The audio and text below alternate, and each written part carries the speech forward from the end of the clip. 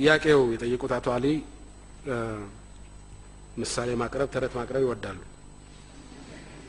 እና በዚህ ደረጃ ተማሪ ሆነን የተነገረን ተረት የሚያስታውሰኝ አንድ ጠንቋዮችን የሚጠላ አባይ ጠንቋዮችን የሚጠላ ንጉስ ነበር ይባላል እና አንድ አባይ ጠንቋይ ወደ አቅራቢያው ሲመጣ ያዙልኝ እገርፋለሁ ብሎ አሲዞ ያመጣዋል። አንተ ጠንቋይ ነህ ይለዋል። አዎ። ታውቃለህ ወደፊት የሚሆነውን ነገር? አዎ። እስቲ የምታውቀው እኔ መቼ እንደምሞት ንገረኝ አለ ብሎ ጠየቀው። ንጉሱ ይሄን ሲጠይቅ ጠንቋዩ ብልጥ ነበርና እኔ በሞትኩ በማግስቱ ነው የምትሞተው ብሎ ይነገርልኝ።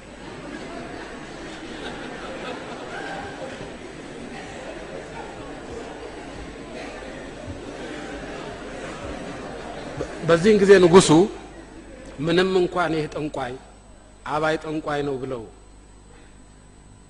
በአብዛኛው የሚያምኑ ቢሆኑ ግን አደጋ እሱ በሞተ በማግስቱ ሞት ከሆነ ይሄንን አደጋ ከመሸከም ይሄን አባይ ጠንቋይ ተሸክሜ ብኖር ይሻለኛል ብለው እየቀለቡት ነበር ኖሩ